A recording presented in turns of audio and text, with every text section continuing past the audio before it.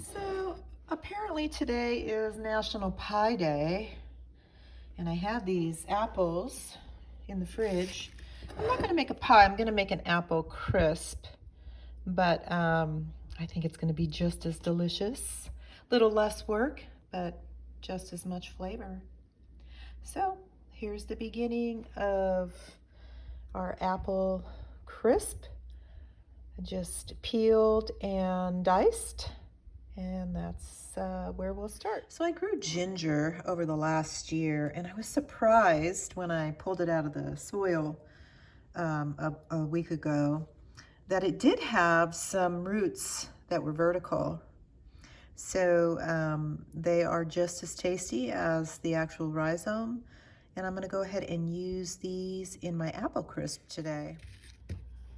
So far with these apples, I've got cinnamon, cardamom, nutmeg, fresh ginger, a little teeny bit of salt. I'm going to add some lime juice and some butter here shortly. But those are the spices rather that I'm going to use today. And I think it's going to be quite delightful. So I'm just breaking up these membranes in this lime. Just makes it a little easier to squeeze. Just squeeze a little bit of lime juice over the top. You can use as much or as little as you like. I like a lot of citrus flavors in my apple crisp or apple pie, whatever I'm making. So I'm going to go ahead and just use half of this lime here. Just squeeze it over the top. It does smell good already, even though it hasn't even started to bake yet.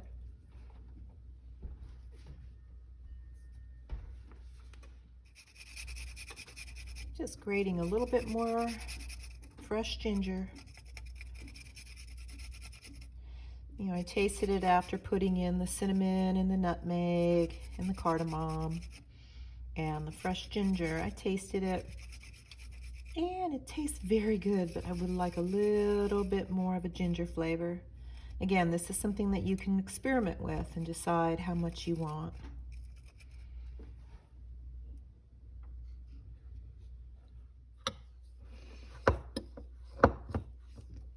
I'm just making the topping for the apple crisp using butter, Greek yogurt, a little bit of flour, unbleached organic flour, and I sprinkled in some cinnamon in the top, or in the crisp part as well, just for that added flavor. And as you can see, this is starting to become crumbly.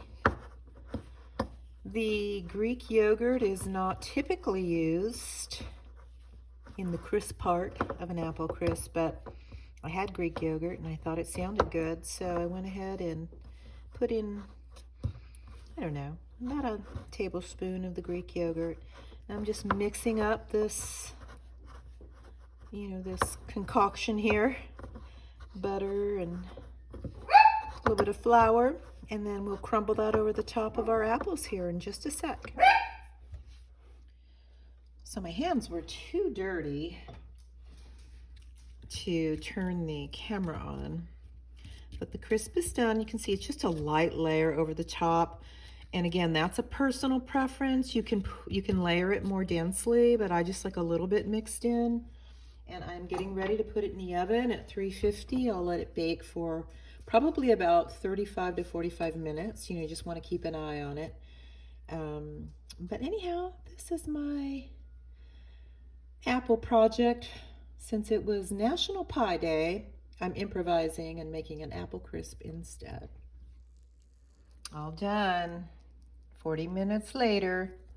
I could have left it in a little longer and let it get just a little bit more golden brown, but I feel good about this look right here, and oh, it smells delightful. We'll just let it cool off and we'll have a bite.